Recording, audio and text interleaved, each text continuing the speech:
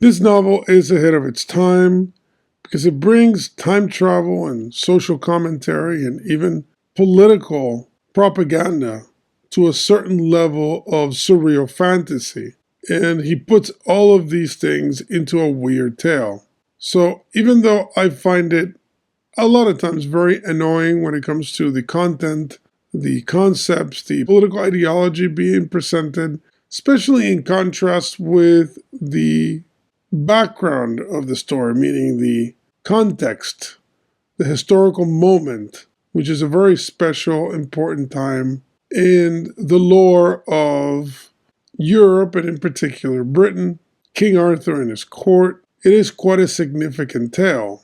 And by taking it and turning into what he did, it's difficult for me not to find it somewhat disturbing, but at the same time, this is kind of the charm of the work, that he is in a weird way making a type of humoristic horror.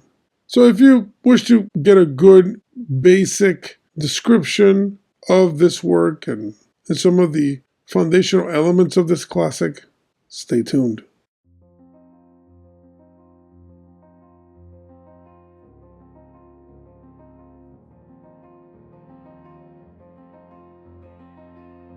Welcome to biblioCultist, where I review books that I find interesting in the topics of religion, philosophy, history, and fiction. Please remember to subscribe to the channel, click the bell for notifications, like the video, share the video, comment on the video, and check out my socials. I'm going to put them here on the bottom and on the side, my Ko-Fi. You can make a single donation or a recurring one.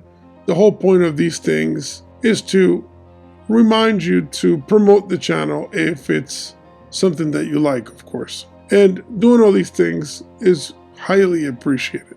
In this episode, I'm going over A Connecticut Yankee in King Arthur's Court by Mark Twain. This particular edition is actually very nice. It's from 1984 and it's a Reader's Digest edition. Very nicely put together, and like I always say, you can get whichever edition you want. If you somehow find this one out there, it shouldn't be that expensive and it's very enjoyable.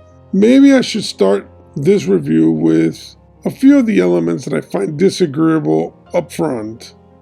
Now you will realize that I do have a lot of elements in the story that I find disagreeable, and many of you may think that it would have made sense for me to put it in my reject shelf review section just because it will appear that I didn't like it, and that's not really the case. I do enjoy the book, but it is kind of a love-hate dynamic. I really despise a lot of the content of the work, especially the political and ideological content, but it is difficult not to like a work that is so strange, that it's very creative, and that somewhat falls into a category of surrealism. The mood of the writing is cocky chauvinism, but it's directed towards the past, which already makes it kind of interesting. Now, that kind of weird chauvinism is common in the modern world. Most modern people tend to besmirch, distort, exaggerate the negatives of the past to such degrees that it becomes ridiculous. And it is because modern culture is obsessed with progress, with moving forward, so-called, towards a future where a possible utopia will be birthed. And this utopia is quite an American conception, is egalitarian, and at the same time, a huge shopping mall of sorts. Now, of course, Mark Twain doesn't live at a time where this particular form of Americanism is present, but you can see the seeds there.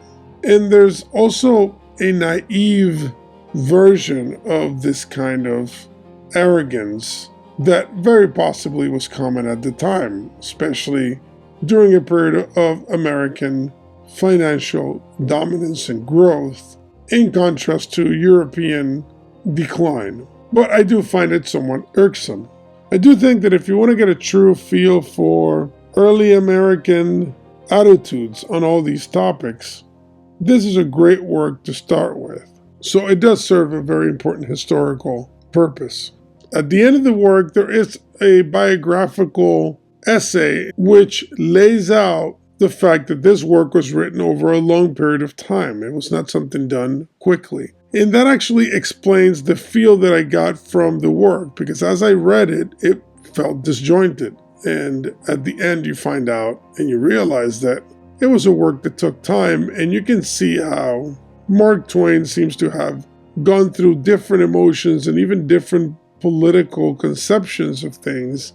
And it can be seen reflected in the story, but because the story is in a narrative sequential structure, it's difficult for you to realize this, so it seems to be all over the place. Now, Twain uses this particular time travel story to communicate Republican Americanist values in contrast to monarchy and the church.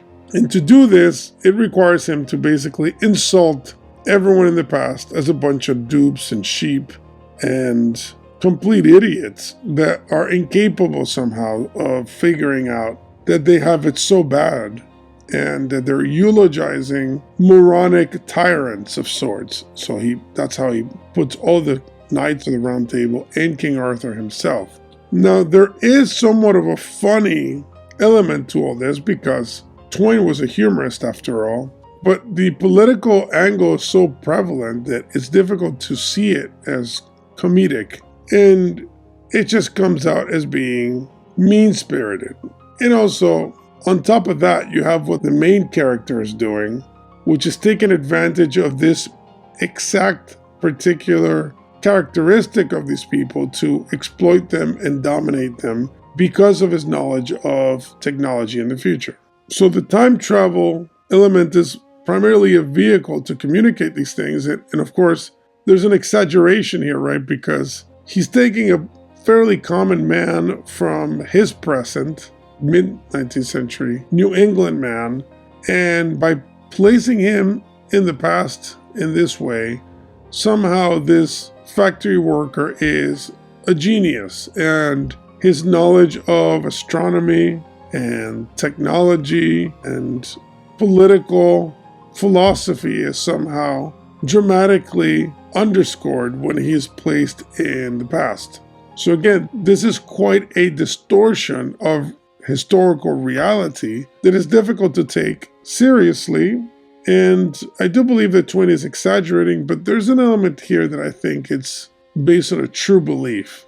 Because early American political ideology was all about making the claim that the American experiment was somehow special, unique, and revolutionary in history, that the world had never seen anything so magnificent, so great. And to achieve this effect, you had to basically besmirch the past. Everyone else in the past was just an idiot who never figured this out, even though all the institutions, all the structures, and even the very names of these institutions are derived from the past. So it's ironic, but you still find it as part of the propaganda of the time. One of these ironies is the fact that the character is using all this information to himself become a sort of king, while at the same time he's criticizing kings as being despots, etc. Let me give you an example of this. I'll do a small quote. "I had started a teacher factory and a lot of Sunday schools the first thing as a result. I now had an admirable system of graded schools in full blast in those places, and also a complete variety of Protestant congregations, all in a prosperous and growing condition. Everybody could be any kind of a Christian he wanted to. There was perfect freedom in that matter, but I confined public religious teaching to the churches and the Sunday schools, permitting nothing of it in my other educational buildings. I could have given my own sect the preference and made everybody a Presbyterian without any trouble, but that would have been to affront a law of human nature." So basically, secularism. And again, it comes from this world in which secularism and an amalgam of different sects was considered to be a positive thing in early America. So that value is then imposed in the past as if it's a positive. So again, if you think they're positive values, you probably would enjoy the work. but they are presented in an incoherent fashion as you go through. So in some cases, secularism is seen as positive, and he is complaining about how there shouldn't be any kind of primary church or any sect that is dominant. But then further on, he does things that seem to indicate that he changed his mind.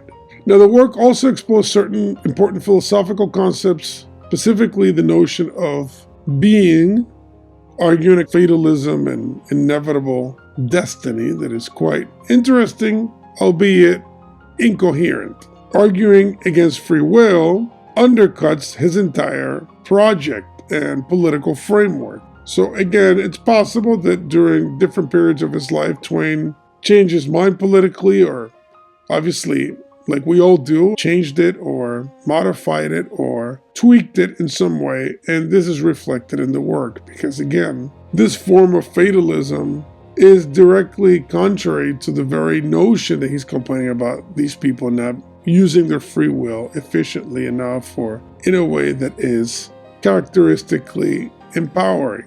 So which one is it? I will say it is very rare to find a work of historical fiction in which an author seems to clearly disdain his subjects and still make the process enjoyable. So I think this humoristic sarcasm that is sprinkled within all these political, ideological stances that makes the work surreal and entertaining. And I don't want to spoil a lot of stuff, but there's a lot of weird technological things he does, a lot of infrastructure that he begins to establish, and a lot of commentary when it comes to criminality and how you deal with these things. Again, he seems to swish back and forth between different positions and different arguments, but it bleeds into the work in a way that it makes you feel that it is just a crazy journey of a surreal event in time. My favorite scene is actually quite mundane, but I think it's actually very relevant to our current time. But there's a point in the story where he's explaining to the laborers that wages are not as important as cost of living. And he actually does a breakdown of the cost of milk and eggs, etc. And he's trying to explain to them that it doesn't matter if you raise the wage by a few cents, when you put that in contrast with raising the cost of living by hundreds of dollars, and how the belief that you're being raised somehow is absurd because of the cost of living. And he compares his area in comparison to their area and says, well, you get paid half the money that you get paid in your town. And I know that you think this is bad, but at the end of the day, you are getting paid less because your cost of living is too high. And let me give you a quote from that section real quick that I think exemplifies the point. What those people value was high wages. It didn't seem to be a matter of any consequence to them whether the high wages would buy anything or not. They stood for protection and swore by it, which was reasonable enough, because interested parties had gulled them into the notion that it was protection which had created their high wages. I proved to them that in a quarter of a century their wages had advanced by 30%, while the cost of living had gone up 100%, and that with us in a shorter time wages had advanced 40%, while the cost of living had gone steadily down. But it didn't do any good. Nothing could unseat their strange beliefs. Who's going to tell me that is not a very prescient and current topic? Most people these days are in that same situation. Although I would argue that wages are not even going up sufficiently to even justify anything. So I think people today are in a worse situation than what Twain is presenting there. But the point is, this has been an issue for generations, and how the system tricks people into believing that they're getting a better deal for things when in fact they're being robbed blind. And I think in that political sense, Mark Twain was an author with a heart, and you see that in his other novels. He did care about the working class, he did care about people's welfare and their political future. And even if I disagree with some of his solutions, like advocating for the French Revolution and the terror during the French Revolution, I still see in him a goodwill, and because of his goodwill, his work is powerful enough to transcend even disagreements among his readers. So to finalize, the whole work is basically about a time traveler who decides to impose his values on a population, impose his technological savvy, and use that to gain control, and then dominate over them, and how at the end of it all, he gets frustrated and weaponizes this power and knowledge to terrorize everyone to a certain degree. So, in my opinion, this work is about the new form of American imperialism that was being born at the time. And this modern style of imperialism is now being applied through time. And who's going to tell me that's not fascinating just by itself, irrespective of whether or not you like this old school American imperialism or not? Using this notion and applying it backwards in time is quite a thing to do. So again, very difficult to love this work, but it's also very difficult to hate the work. So because I feel split on the content, I am still recommending the work because I think it has so much value in the creative aspect of it. Just the creativity involved here, the ideas, the notion, the narrative, the humor in it is sufficiently good for me to be able to overlook certain political things that I find somewhat repulsive. But of course, that's my particular viewpoint, because I am willing to bet there are a lot of people, and I would say probably the majority of people these days that would read this work would agree with everything being said there about the past and about politics and republicanism and democracies and the church, etc. So because most people will agree, then this work will be spectacular for you. And I respect all kinds of opinions, so if this is what you like, then that's awesome. Like I said, I recommend the work because I've never read anything so interesting and surreal in a work of the time. If this was written today, different story, but the fact that this was written by Twain at the time, even if he spread it out between many years, you still get a very cool, strange, weird result. And that in itself is enough for me to like it. So hopefully you enjoyed the review. If you have a different opinion or comment on the content, if you've read it, put it there, and I'll be more happy to read those and engage with you in that fashion. So please remember to subscribe to the channel, click the bell for notifications, like the video, share the video, comment on the video. Doing all these things really helps out, and I appreciate it. So thank you for being with me again. See you next time.